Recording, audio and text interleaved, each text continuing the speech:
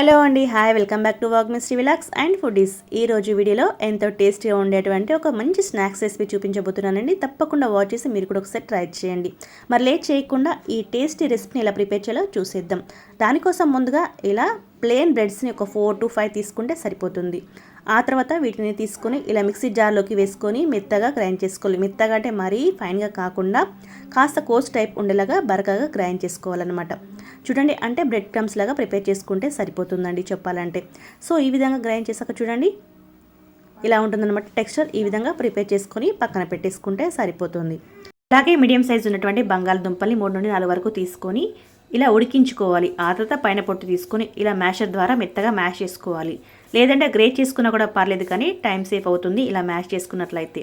So ఈ విధంగా మెత్తగా ఉండలేం లేకుండా చేసుకున్నాక దీనిలోకి సన్నగా కట్ చేసినటువంటి ఉల్లిపాయ ముక్కలు వేసేసుకోవాలి. ఇక్కడ నేను ఒక పెద్దపాటి ఉల్లిపాయ తీసుకొని సన్నగా కట్ చేసుకొని వేసుకుంటున్నాను. అలాగే దీనిలోకి సన్నగా కట్ చేసినటువంటి పచ్చిమిర్చి కూడా వేసేసుకోవాలి. అలాగే దీనిలోకి కాస్త జీలకర్ర కూడా వేసుకోవాలి. 1 స్పూన్ వరకు వేసుకుంటే సరిపోతుంది.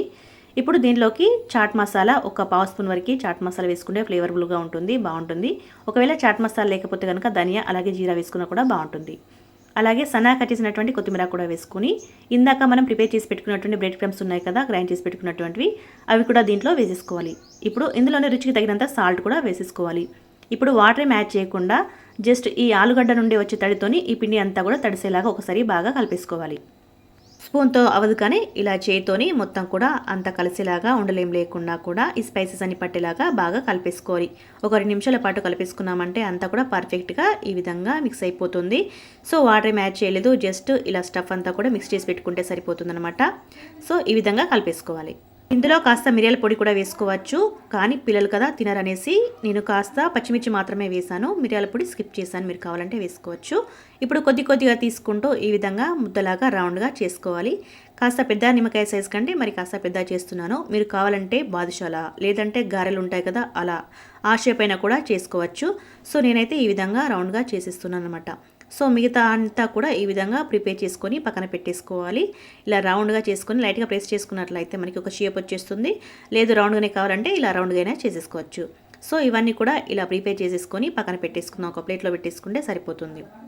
ఇప్పుడు మిగతా పిండి అంతా చేసి పెట్టుకున్న తర్వాత వేరొక బౌల్లోకి కప్పు వరకు మైదా పిండి తీసుకోవాలి. ఈ విధంగా ఒక కప్పు వరకు తీసుకుంటే సరిపోతుంది మనం తీసుకున్నటువంటి ఈ స్టఫ్కి.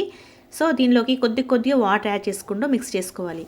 ఉండలేం లేకుండా బాగా కలిపేసుకోవాలి. ఒకేసారి వాటర్ వేయకూడదు, మరీ పలుచగా అయిపోతుంది కాబట్టి కొద్దిగా చూసుకుంటూ మిక్స్ చేసుకుంటే సరిపోతుందన్నమాట. సో ఈ విధంగా కలుపుకోవాలి. మరీ పలుచగా వాటర్ లాగా ఉండకూడదు అండి, అలాగని తిక్కుగా ఉండకూడదు. వీడియోలో చూపించిన విధంగా ఉండాలి. కన్సిస్టెన్సీ ఫైనల్గా చూపిస్తాను. కొద్దిగా వాటర్ వేసుకుంటూ ఈ విధంగా అయితే ప్రిపేర్ చేసుకోవాలి. ఉండలైతే అస్సలు ఉండకూడదు. సో నాకు కొద్దిగా వాటర్ అవసరం పడింది, మరి కాస్త యాడ్ చేసి మరొకసారి కలిపేస్తున్నాను. ఫైనల్గా ఇలా క్రీమీ టెక్స్చర్ రావాలండి. చూడండి ఈ విధంగా ఉండాలన్నమాట. ఇప్పుడు దీంట్లోకి మనం రుచికి తగినంత సాల్ట్ వేసేసుకుందాం. అలాగే సన్నగా కట్ చేసినటువంటి కొత్తిమీర కూడా వేసేసుకుందాం. అలాగే ఒక 1/2 స్పూన్ వరకు రెడ్ చిల్లీ ఫ్లేక్స్ కూడా వేసేసుకుందాం. కోటింగ్ అనేది కూడా టేస్ట్గా ఉండాలి కాబట్టి పైన కోటింగ్ చూడడానికి అలాగే టేస్ట్ కోసం అనేసి బాగుండాలంటే ఇవి తప్పకుండా యాడ్ చేయాలి.